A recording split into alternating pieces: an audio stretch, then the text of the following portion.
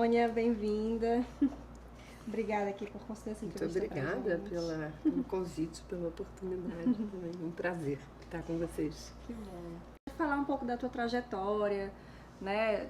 Tanto a formação quanto a pesquisa, a militância política mesmo, né? Se você puder contar aí um pouquinho dessa história. Gente, onde é que eu começo? Essa história é longa, né? Sabe. Da sua primeira formação, que você falou que é híbrida, né? Então, eu sou arquiteta de origem, eu tenho um mestrado não completo em antropologia e etnologia.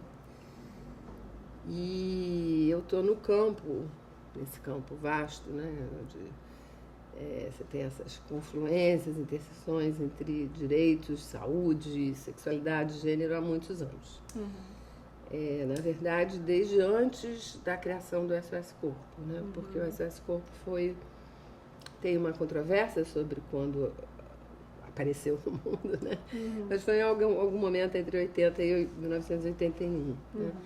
E antes disso, eu morei no Recife muitos anos, desde 17 anos, desde 1977. Antes do SOS, nós criamos, com várias mulheres pernambucanas, o que foi, naquele momento, o primeiro coletivo feminista de reflexão no Nordeste que deu certo. Quer dizer, que deu certo porque antes da gente no Recife tinha tido um outro grupo que desapareceu rapidamente, que se chamava Ação Mulher. Isso foi entre os anos 78 e 80, né? E o SOS saiu, era um grupo do Ação Mulher que estava mais preocupado justamente com essas questões. Na verdade, o nosso tema principal naquele momento era o tema do aborto. E foi em torno desse tema e das questões relativas à saúde da mulher que saiu um grupo, não saiu, dentro da Ação Mulher, começou a discutir essas questões e um pouquinho depois se constituiu como uma iniciativa separada e em 82 o SOS já institucionalizou-se, né? Teve seu momento instituinte e se tornou uma organização não governamental. Então faz muitos anos, né, eu acompanho o campo no Brasil desde então. E a partir do final dos anos 80, eu comecei a fazer muito trabalho internacional. Isso se inicia quando eu tive o privilégio de participar da terceira Conferência Mundial da Mulher, porque teve uma primeira no México em 75, que é um marco muito importante para o feminismo brasileiro, porque coincidiu com o primeiro momento da democratização no Brasil. Então a gente tinha notícia disso, né? Teve uma reunião no Rio, que teve uma manifestação pública ainda em plena ditadura, um momento inaugural importante do feminismo. Depois, em 1980, aconteceu uma conferência em Copenhague e a quarta foi em Pequim, em 95, né? A de 85 foi em Nairobi, no Quênia. E eu tive a oportunidade de ir a Nairobi. Foi mais ou menos aí que eu comecei a fazer atividades no feminismo transnacional, né? E entre 92 e 2009, eu fui coordenadora da área de direitos reprodutivos na Rede Dawn, que é uma rede feminista que existe desde Nairobi, desde 84 e 85, que é uma rede de feministas dos países do Sul, quer dizer, com gente do Brasil, da América Latina, da África e da Ásia. E essa minha inserção, esse meu engajamento com o Dawn, foi o que me deu a oportunidade de acompanhar as famosas conferências dos anos 90 das Nações Unidas. Eu fui a quase todas, né? E também aos ciclos de revisão. E, claro, nesse processo tem toda uma interseção também com o mundo acadêmico. Eu comecei a escrever, quer dizer, eu já escrevia no Brasil e publicava, mas comecei a escrever e publicar em inglês, espanhol. Então, é uma trajetória híbrida, né? Em grande medida com uma razoável quantidade de autodidatismo aqui, né? E bom, é isso. Maravilha. E desde faz 12 anos agora que eu sou pesquisadora da BIA, exatamente fui para lá para coordenar esse projeto, que é o Observatório. Sônia, a gente te convidou para a mesa Horizontes Incertos, né? Estado, fundamentalismo, direitos sexuais e reprodutivos. Você é uma pessoa com bastante cacife para falar sobre tudo isso.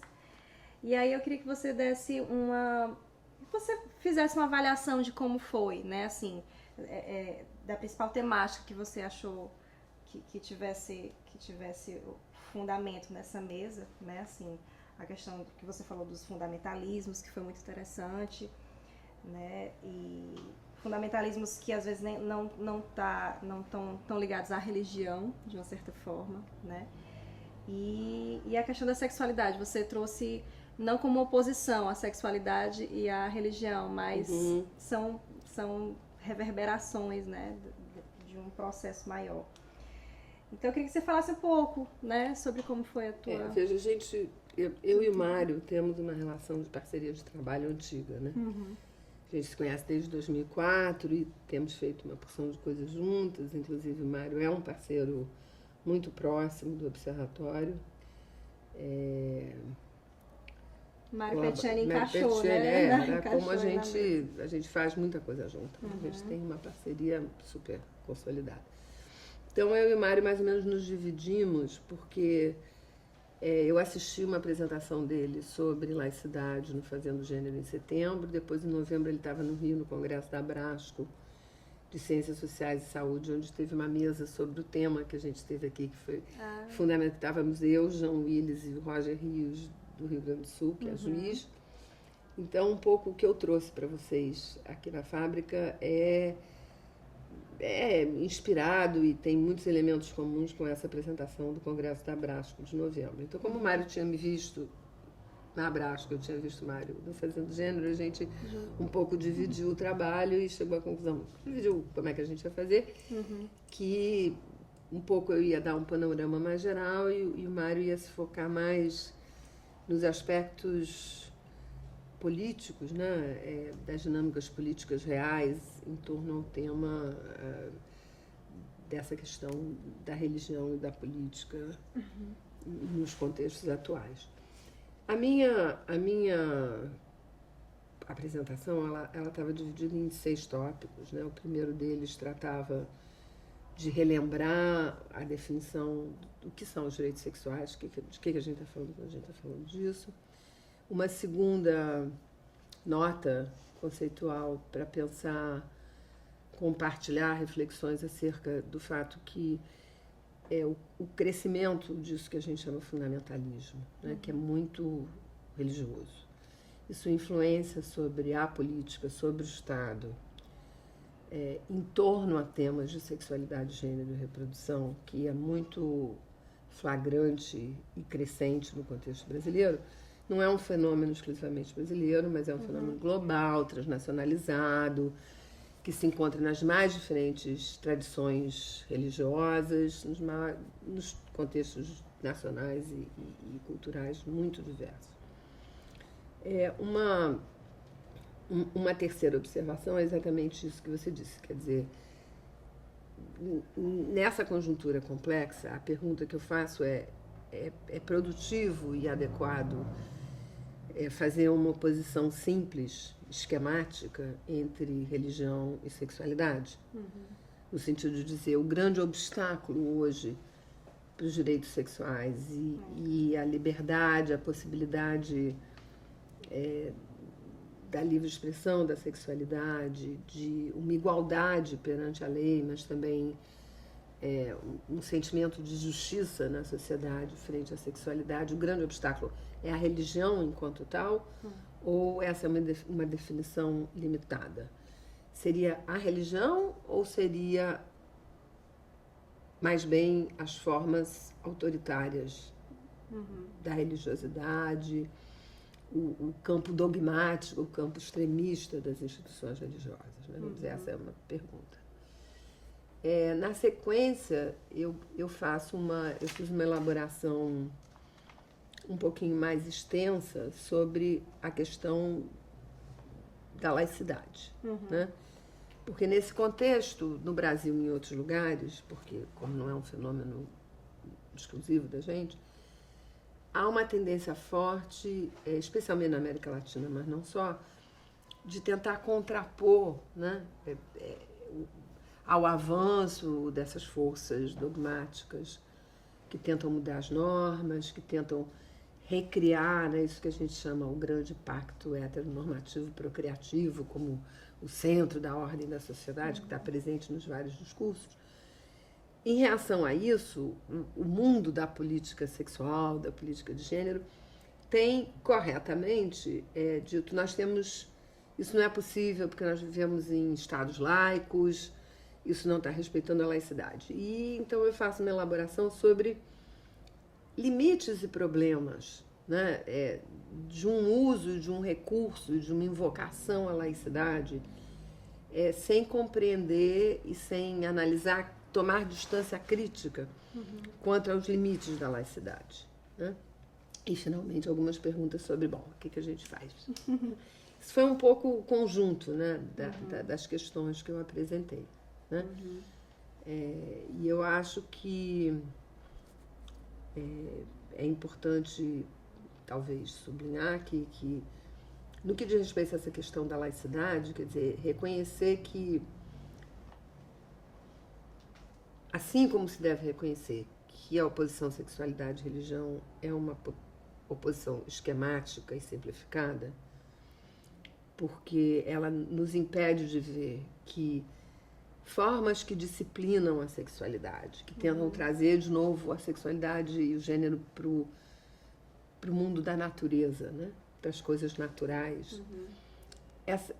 Esses discursos não vêm apenas da doutrina religiosa, né?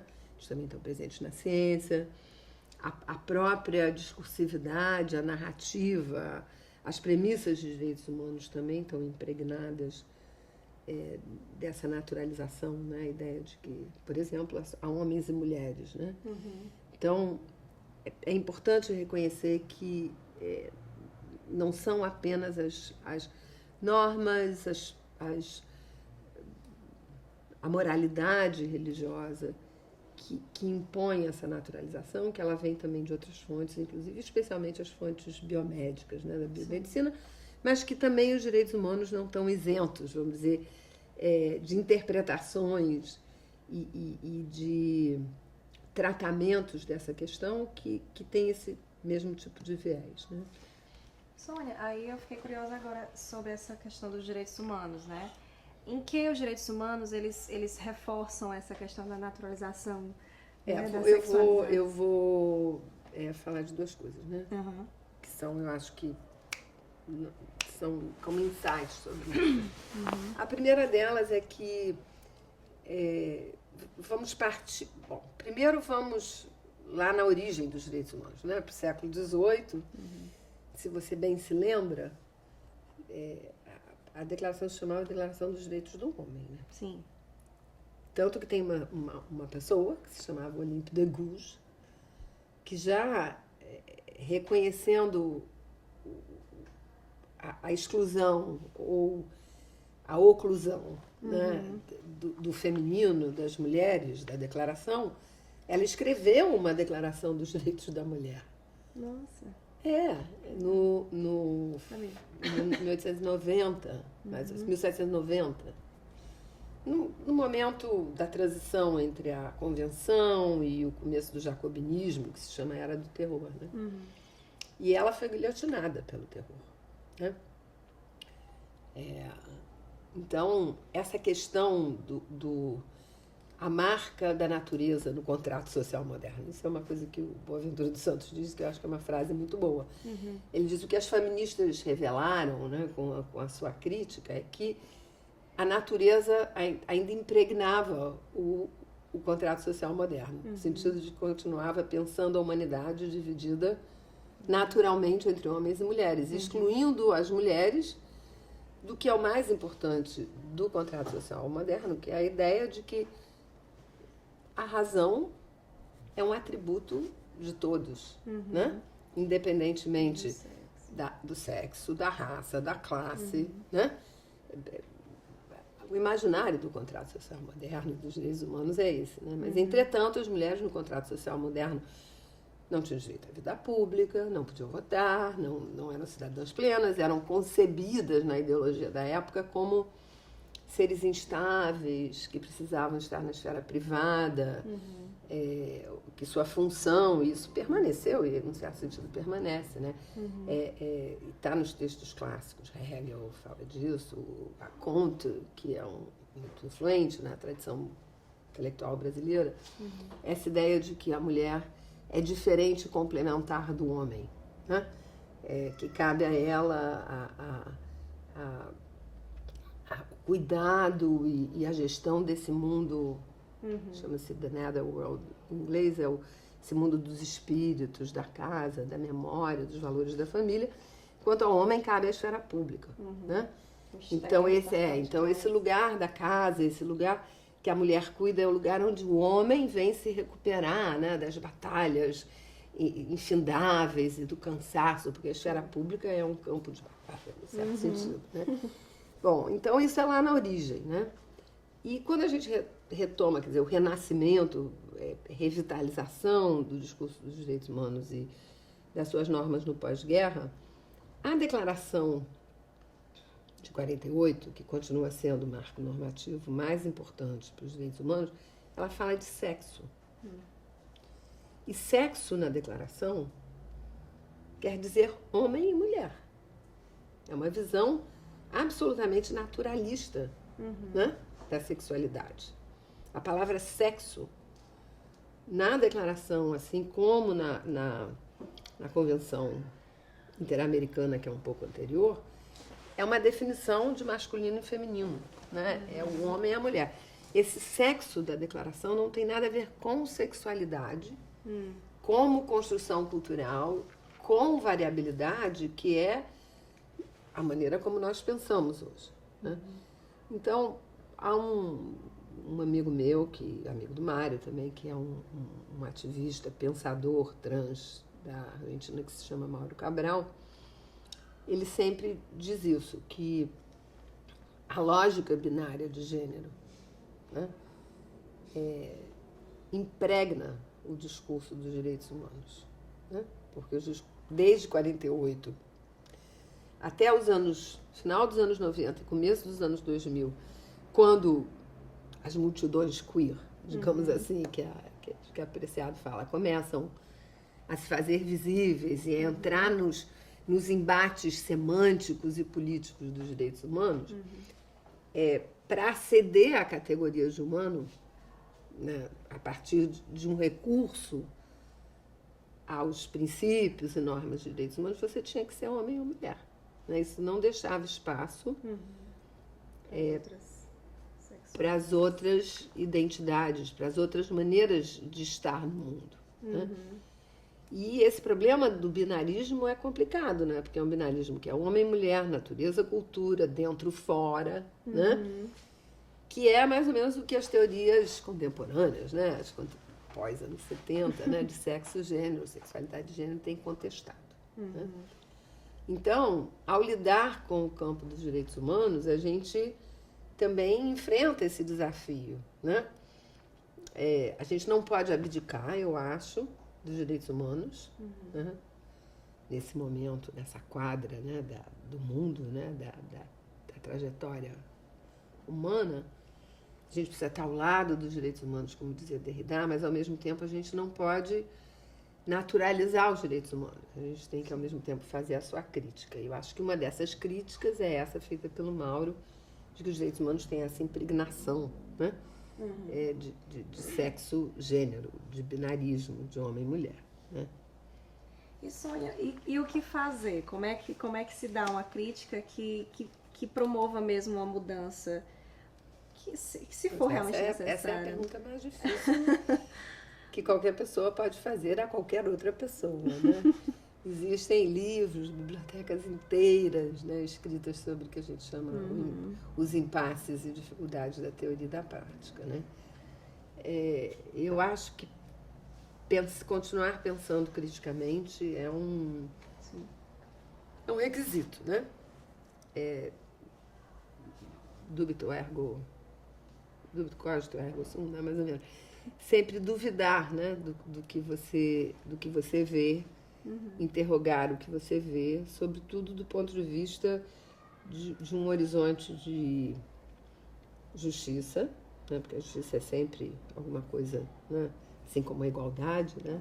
É um horizonte, né? Um horizonte, né? Uma ideia reguladora, né? Que te leva. E também das relações de poder, né? Então, eu acho que continuar fazendo essa crítica, seja em relação ao Estado, aos processos políticos, à religião, à ciência, né? É importante manter viva essa capacidade crítica, né? Eu acho que isso é uma primeira premissa.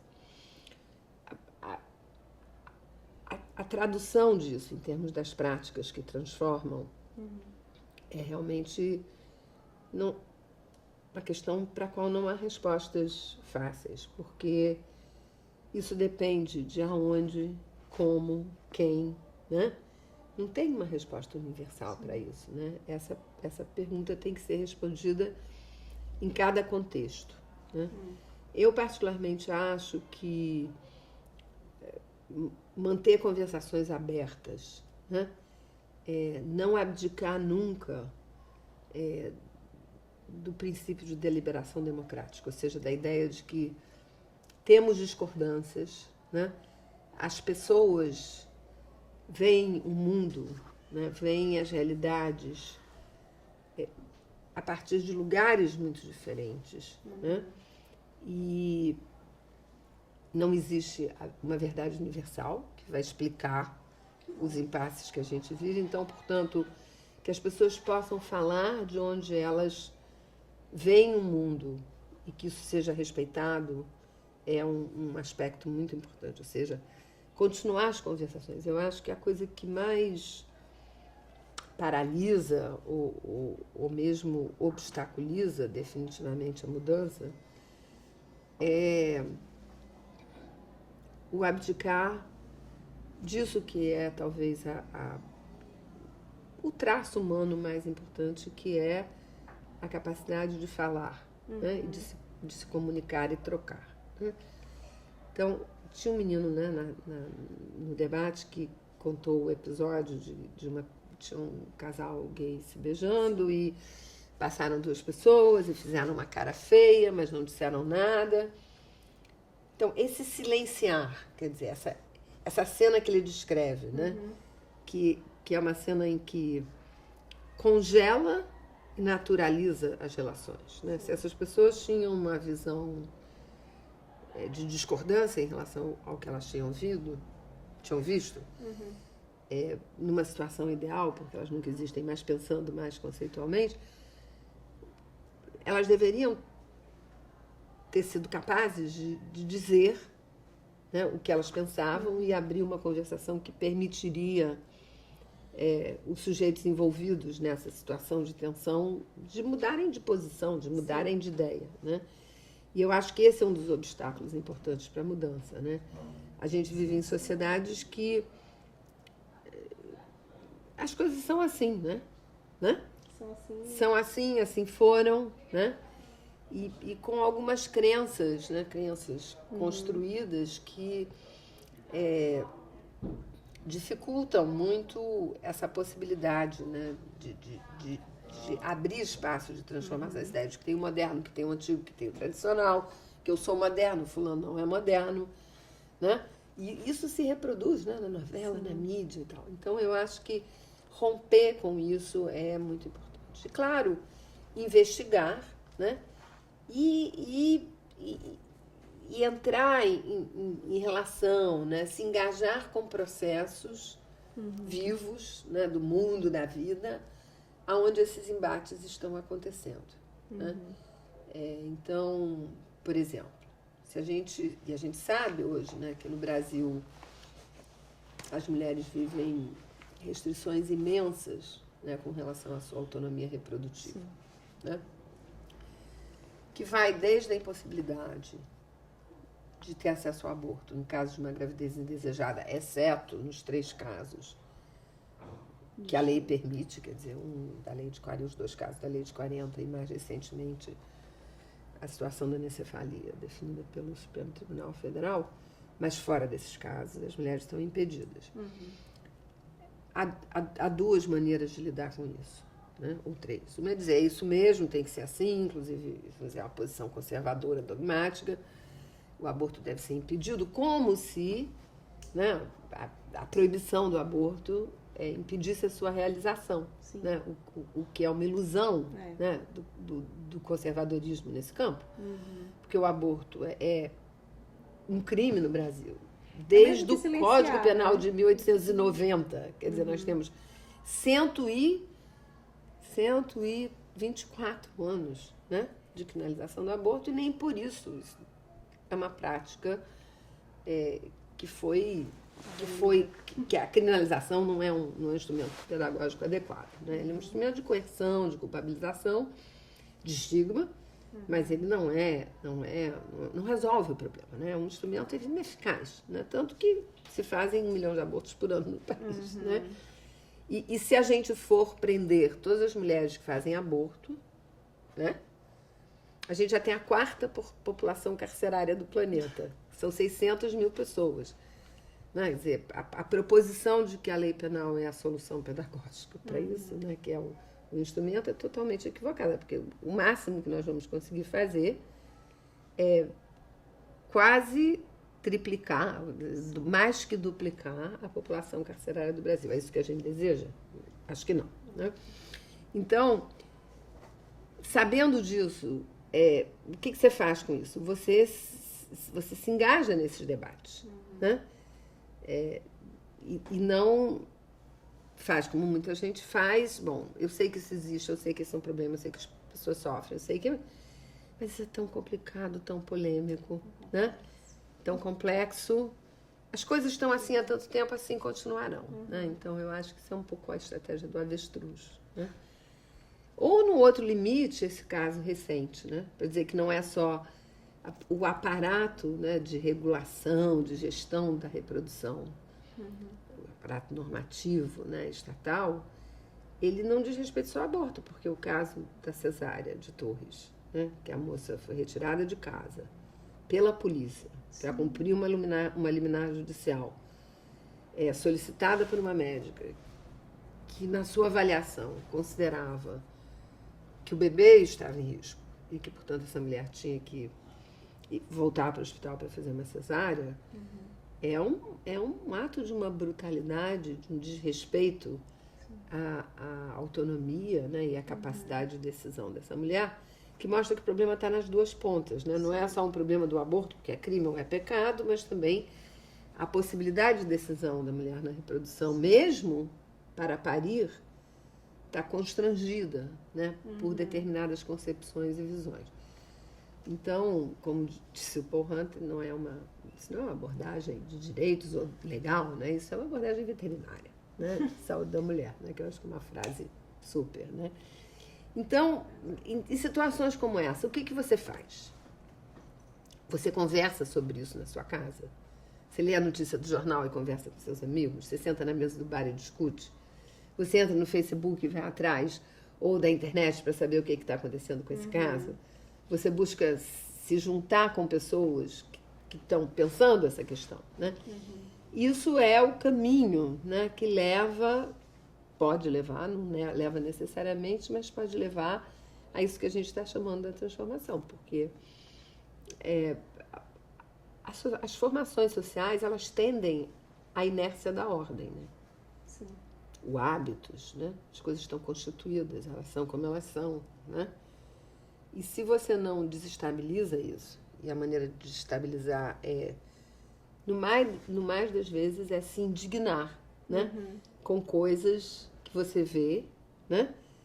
E que te parecem injustas, que te parecem uma infração dos princípios de igualdade, quer dizer, esse princípio geral de igualdade, que todos, né, temos direito a uma existência feliz, a uma existência livre de constrangimentos, né? Então, eu acho que essas passagens são muito complexas, né? Uma teoria crítica não necessariamente, como pensavam os marxistas no passado, né, leva automaticamente, né, a um processo evolucionário. É muito mais cacofônico, mais instável, tem idas e voltas, né? Mas eu, até onde eu consigo ver, não há como produzir transformação social sem se situar e se posicionar como um sujeito, né, daquilo que está mobilizando a sua imaginação, a sua indignação, ou a sua dúvida. Né?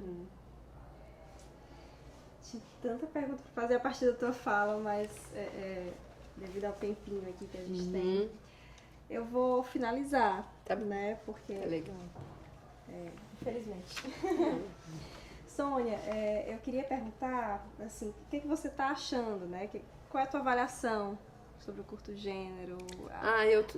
Esses debates que a gente trouxe, né? Na programação. Eu acho muito legal, né? Eu acho super, super bacana.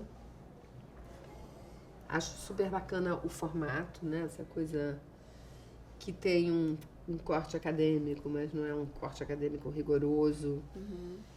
Temas tratados são temas, vamos dizer, de ponta, né? E alguns temas difíceis, como foi o tema de ontem, né? Das práticas e da sexualidade dissidente, que é um tema que mobiliza, né? Sentimentos, dificuldades, aversões, né? Então, isso é muito corajoso. E de que isso se faça junto com uma mostra de cinema também eu acho muito legal. E eu gosto de ver as pessoas, né, que de fato são as novas gerações, né, interessadas, querendo discutir, abertas para aprendizado, né. Eu acho muito bacana, porque faz muito tempo que eu não venho à Fortaleza, né. A Fortaleza teve, lá nos anos 70, 80, uma mobilização feminista muito interessante, e ela depois se esmaeceu, né?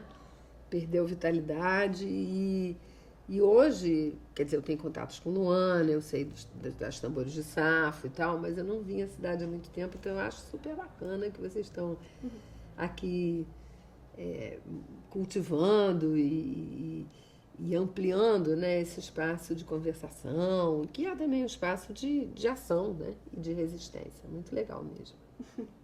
Obrigada. Obrigada a vocês.